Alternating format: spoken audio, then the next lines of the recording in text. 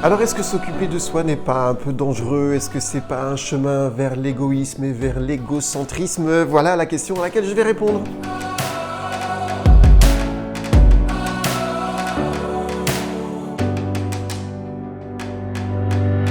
J'ai terminé une vidéo il y a 15 jours de cela, donc par cette phrase « Le choix de la vie n'est jamais en dehors du choix de soi ».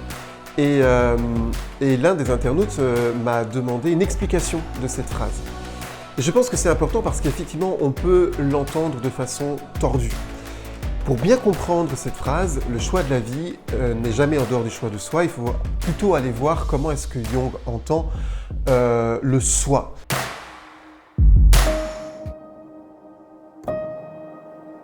Le soi étant entendu pour lui comme la part la plus divine, la plus profonde, la plus large, peut-être la plus haute de l'être humain, qui n'est pas l'ego. En fait, l'ego, c'est ce qui s'est construit depuis mon enfance pour tenir parfois devant l'adversité et pour être sûr de tenir ma place. Il peut y avoir un ego personnel, un ego social, un ego religieux même, et voire même un ego spirituel.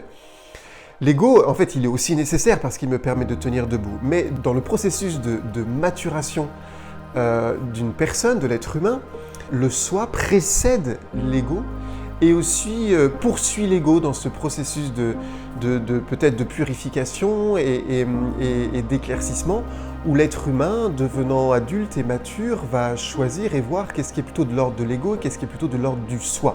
Le soi, c'est donc cela, c'est peut-être là, vous pouvez le traduire par la conscience, par cette part divine. D'ailleurs, je me souviens, la première session que j'ai fait dans ma formation de coach, le formateur disait vous allez devenir coach pour permettre aux personnes que vous accompagnez à avoir accès à la part la plus divine qui est en elles. Et c'est exactement cela. Donc, quel est l'intérêt d'être à l'écoute de soi ?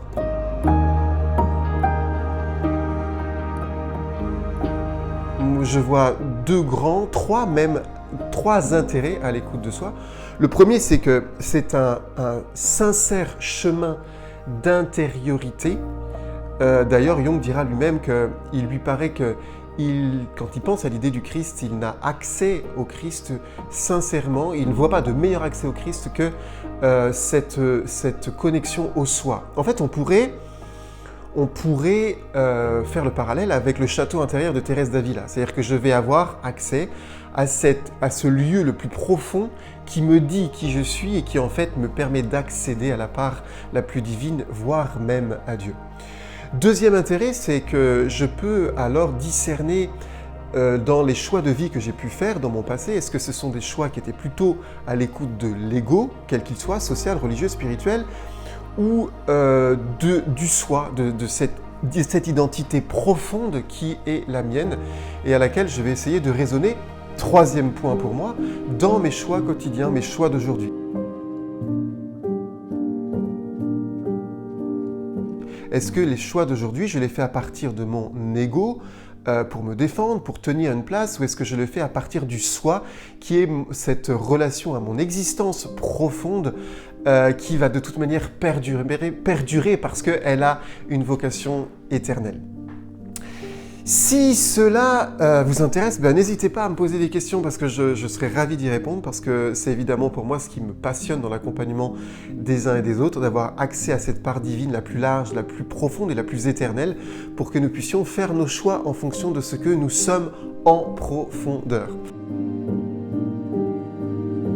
Voilà, et si ça vous a intéressé, n'hésitez pas à liker, partager, commenter, ce sera une façon de m'encourager. À bientôt.